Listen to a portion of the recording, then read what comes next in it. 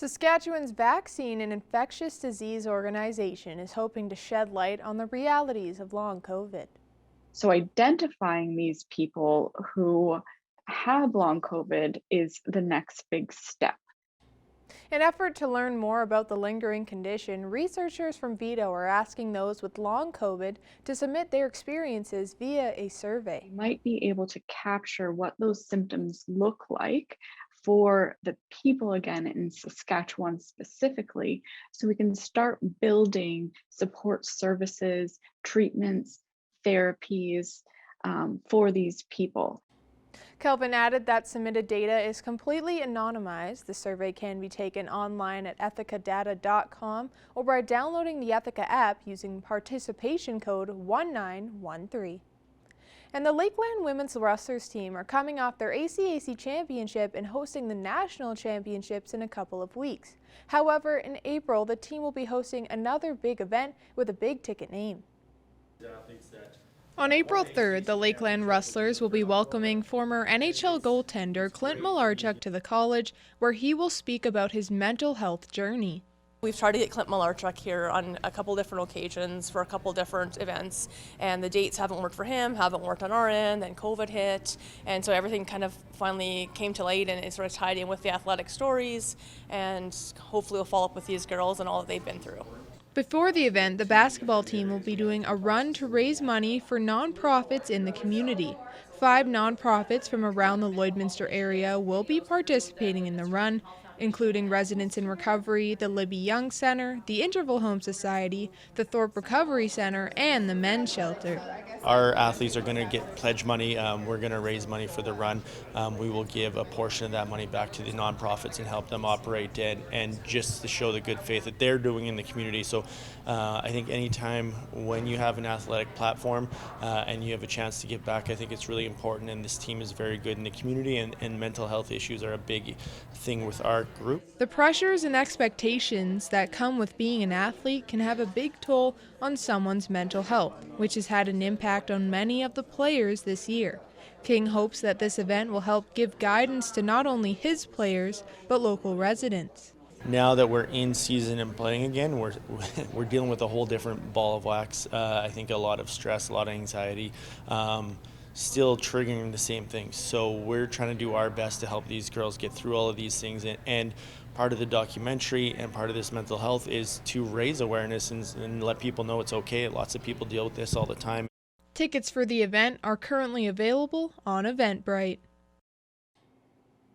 Lloydminster is hoping to straighten regional bonds as the city rejoins the Vermilion River Regional Alliance.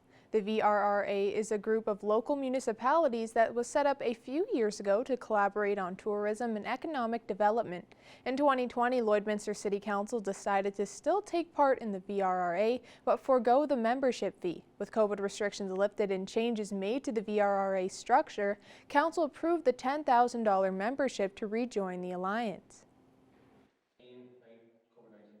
We are the largest of the partners and contribute the most money to the organization. We see some great value, we believe, going forward, and we really want to ensure that it's beneficial for all members of VRRA. Seniors housing will be one of the main focuses of the VRRA in their new term, with a housing survey expected to be completed next year. Encompasses those neighboring municipalities, including ourselves, because we tend to see people retiring from the rural to an urban setting, and depending on what services they're looking for, it may be Kitscoty, it might be Lloydminster, it could be Vermilion. Kitscoty, Paradise Valley, Dewberry, Vermilion, Marwayne, and Manville are all members of the alliance.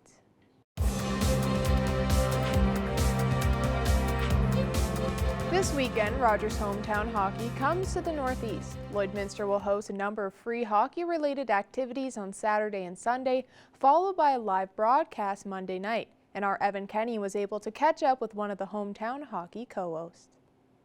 Well, you're used to seeing him on your TV Saturday nights or as the co-host of Rogers Hometown Hockey. Well, today he's joining me on Primetime Local News. I'm very pleased to be joined now by Ron McLean. Ron, thank you very much for taking this time and joining me. It's a total pleasure, Evan. I have a question for you. Did you do the broadcast, the Steelers and the Sutter Fund Chiefs that ended 1-0 for Red Deer? Did you do that at all? I did indeed. Myself and a coworker are the play-by-play and color commentators for the PWM Steelers. So yes, I was, Ron. What a game that must have been. And I just want to apologize. You know, that's my hometown. So I'm in tight with the Sutter boys. I got to see each of them play for the Red Deer Rustlers, our boys team, the junior team we had in the day. And I guess you got a great Rustlers team in Lloyd as well now. So on the female side, fantastic.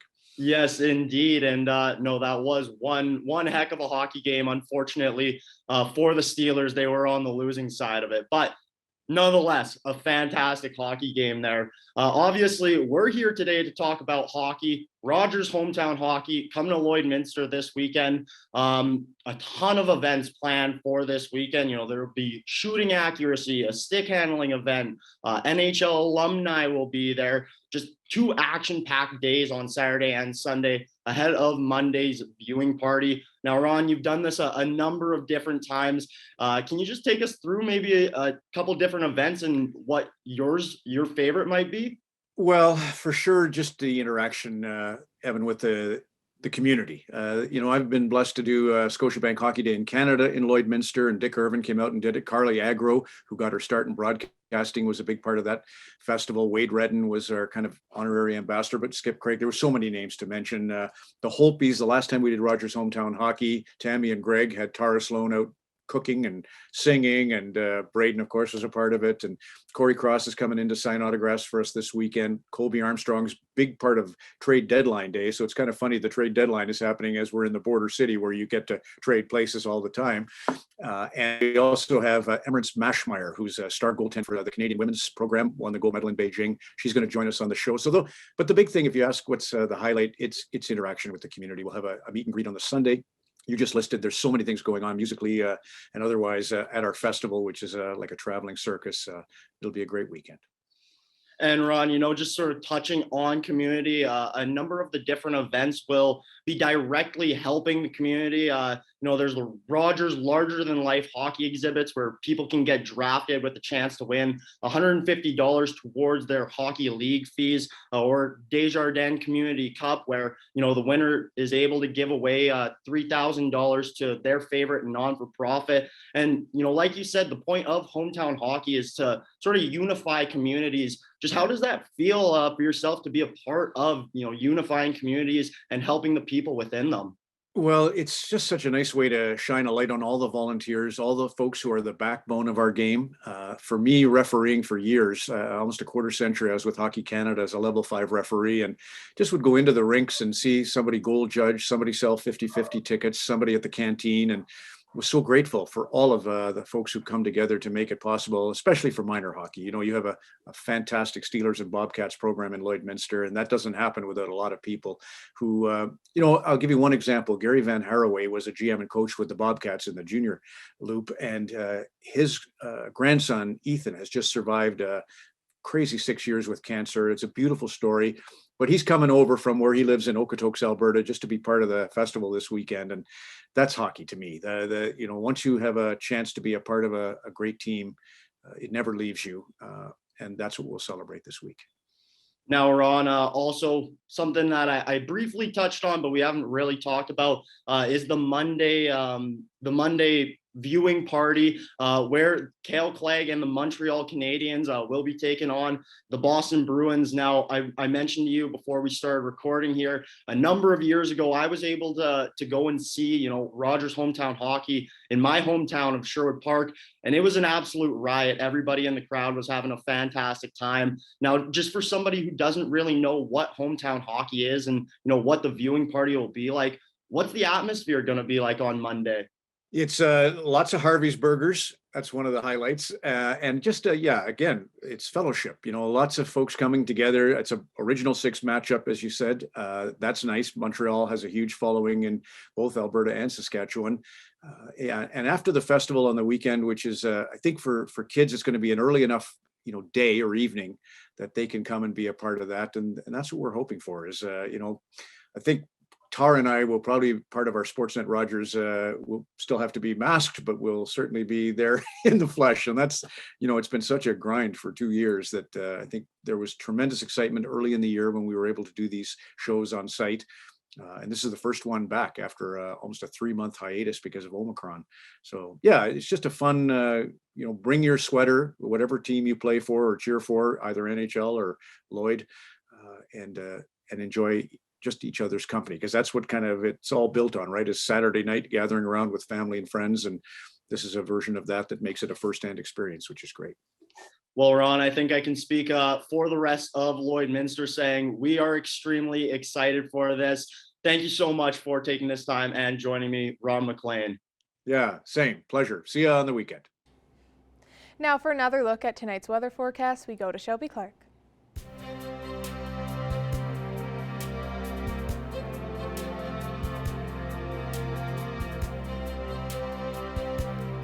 Thanks so much, Jasmine. Now taking another look at your weather forecast. We will be starting off with the central region of our provinces here. And on the Alberta side, we've warmed up just slightly, definitely compared to yesterday, almost even reaching those double-digit temperatures for our temperatures on the Alberta side. 9 degrees in Edson, Red Deer, and Whitecourt, while it's 7 in most spots with Athabasca, Rocky Mountain House. Edmonton is sitting at 9 degrees. And Jasper is seeing 6 degrees, while Cold Lake is kind of in the middle there, seeing 8. Now switching over to our Saskatchewan side here, they are seeing those plus temperatures as well, but cooled down slightly compared to the Alberta side with 2 in Melfort and North Battleford. Saskatoon is twinning with us in the border city, as well as Meadow Lake at 5 degrees, and it is 4 in Prince Albert. And now switching over to our northern region now, they are looking a lot warmer compared to yesterday too. Like, they aren't even seeing those minus temperatures, which is great to see. 1 in Uranium City and Stony Rapids, 2 in Wollaston Lake and Flin Flon. South End is seeing 7 degrees, and the rest is sitting at 9.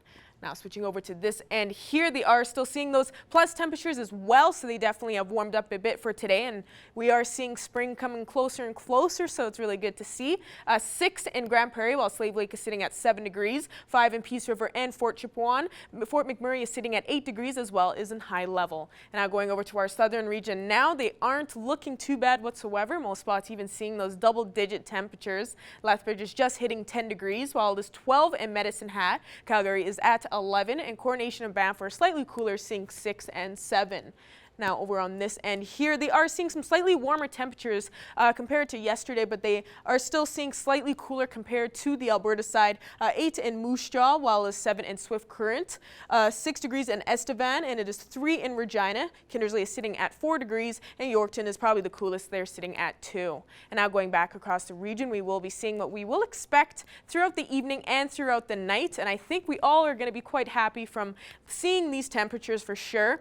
Provost and Wainwright will be seeing a low of -3, while it'll be a low of -4 for Unity, Murnum, and Meadow Lake, and the rest will be seeing a low of -5 degrees. So we will be seeing those single-digit evening lows, and I think we're all going to be really happy to see that as it is warming up. So we'll be able to spend a little bit more time outside if wanted. Don't got to plug in your vehicles, and we are seeing that snow melt down more and more. So lots of puddles out there. So I would suggest don't even bother washing your vehicle quite yet. And now ending off with our 3-day forecast for here in the border city. Friday, tomorrow, we will be starting off our weekend quite warmer. A lot more sunnier skies, which is going to be great. We're going to be seeing 2 degrees throughout the day with a low of -4. Saturday for the weekend, we will be seeing that warm pattern continue on throughout the weekend at that 0 mark on Saturday with the mix of some sun and cloud. But we will be seeing a little bit more sun peeking behind those clouds. So I think we'll have a nice warm weekend for everybody here. And then Sunday, we'll be ending off that weekend slightly a bit cooler with a lot more cloudier skies, but we will be seeing that 0 mark continue on. So I think we're going to be seeing a nice warmer week next week. That is another look at your weather forecast. Our Jasmine King will have more news coming up after the break.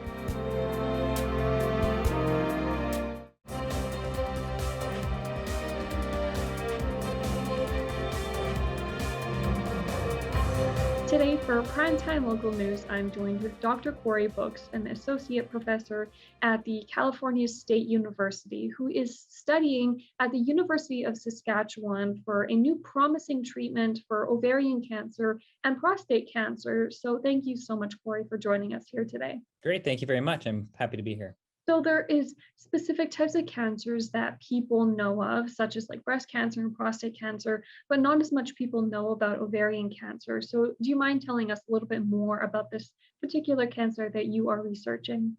Sure, really we're looking at 2 types of cancer. One is ovarian cancer, which affects women, obviously. It's a cancer that affects the ovaries. And It's quite common. There's probably maybe like 70,000 people a year that are diagnosed with it. It's quite difficult to treat. And we're kind of related to that, even though it doesn't sound like it is pancreatic cancer. Pancreatic cancer is a little bit more rare. It affects the pancreas, and it's quite dangerous because it's rarely detected early. And currently, there's really no treatment at all for it other than surgery. So if the disease isn't caught early, it's effectively, the survival rate's only like 5%. And can you let us know a little bit more about your study and what you guys have found concerning treatment for ovarian cancer? Sure. So they're really complicated cancers. And like I just mentioned, there's not a ton of treatment options. There's just kind of the normal chemotherapy, radiation, and surgery, which are often not particularly effective. And so in the past, especially the past 10 years or so, there's been an explosion in this new type of treatment called immunotherapy, which is really taking your immune system proteins, these things called antibodies, and using them to treat cancer. So people are maybe a little bit familiar with this now because of COVID. One of the early treatments for COVID was an antibody treatment. And so you can use a similar type of thing to treat cancers. But the key to really making that work is the antibody drug that a company is going to make needs to basically bind and target something that is really specific for the cancer, because you don't want the drug attacking the healthy tissue and going after the normal organs. And so what we're really looking for is a signal that is really unique and specific to the tumor. And so that's what our lab is working with. It's this protein. It's a mucin protein, which in healthy cells basically forms part of the mucus layer. And so it functions to protect the cell from bacteria, things like that. It's just kind of part of the normal, healthy, makeup of a person. But what happens in both ovarian cancer and in pancreatic cancer is that protein is modified in a bunch of different ways. And one thing that happens is there's less sugar attached to the protein, and that makes it a unique cancer signature that can be targeted. And so what we did was we actually mapped the three-dimensional structure of that protein. So we know the position of every single atom in that protein and where all the different cancer-related signals are attached to that protein. And so now we're working with a couple different labs to try to make antibody drugs that specifically bind this cancer-related protein. And you guys are studying at the University of Saskatchewan. So how has this university been able to help you guys with your study? So the technique that we use to look at the 3D structures of proteins, that requires very specialized instruments, a facility called a synchrotron. And Saskatoon has the only one in Canada. And they're these large particle accelerators. So it's this large building kind of out at the edge of campus, and it has a giant magnet that is spinning particles at the speed of light around in a circle. And the energy produced by that is brighter than the sun. And we actually use that energy. We kind of siphon off a beam of that and use that to figure out the three-dimensional structures of our proteins. You are working on a treatment that might be a lot less harsh on the body than, say, chemotherapy is for many cancer patients. So how important do you feel that this research continues so you guys are able to make this treatment a reality for ovarian cancer patients? Yeah, immunotherapy, I think, has a lot of promise going forward. It is unlike, so the chemotherapy, radiation therapy is very non-specific. It basically is killing all kinds of healthy cells, which is why the side effects are so horrible, right? The reason why people's hair fall out is because the radiation is killing the follicle cells in the head. Antibodies, because they're so specific, really have the promise to reduce side effects. And there's been several types of cancer where antibodies have made a really big difference. They're quite popular now with treating breast cancer. It's a drug called Herceptin. So there's a ton of research going on to try and make these new therapies for all kinds of cancers. Well, thank you for joining us, Corey. It's been a pleasure. Okay, thank you very much. Furniture set and design supplied by Furniture Gallery and Furniture House, downtown Lloydminster.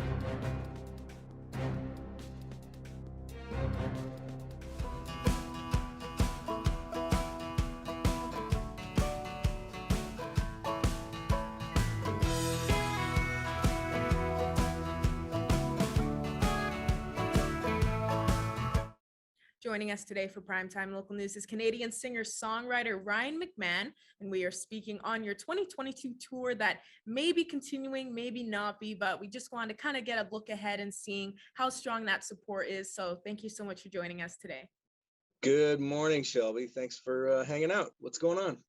Of course, we're glad to be able to have you on here. Now, can we get a little bit into your tour and tell us maybe what's next that fans can expect? Sure. Well, I've done some kind of dipping the toes in the live music waters solo, just playing some solo dates for the last 3 weeks. They're going to be wrapping in a couple days in Penticton and Chilliwack. I'm back in BC now. Sorry, Lloydminster. And then I'll be kind of playing with my band. A lot of band shows. We've announced some summer music festivals. Out west, we're going to be playing Sunfest with Darius Rucker and Dallas Smith and some cool country cats like that. And then after that, a couple other festivals. One is like going to be on like Bowen Island. But beyond that, it's all kind of geared towards the release of the new single and seeing how that does, both in Canada and south of the border as well.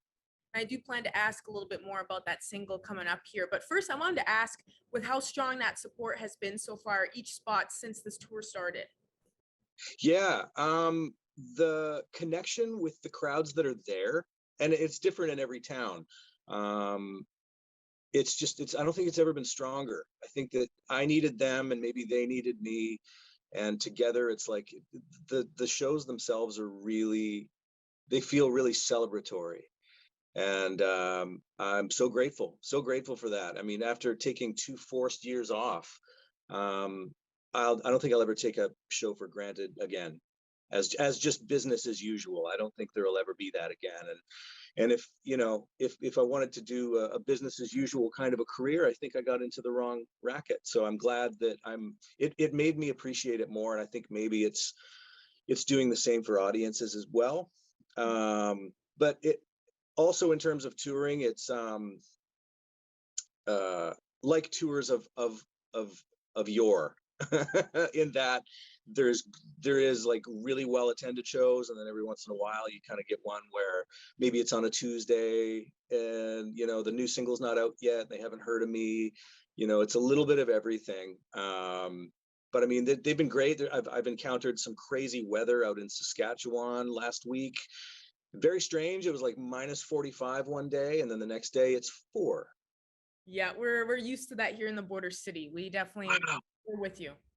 Yeah, like I hung out in North Battleford, and then I had to rip down to Regina, and it just wasn't to be. So I ended up getting stranded in Davidson, of all places. How has the new single been, the One More Fire? I wanted to kind of go into that, Right. and speak on what this single is all about and what fans can expect and how. Sure. Well, for those of them that have heard me before, One More Fire is a little bit of a departure.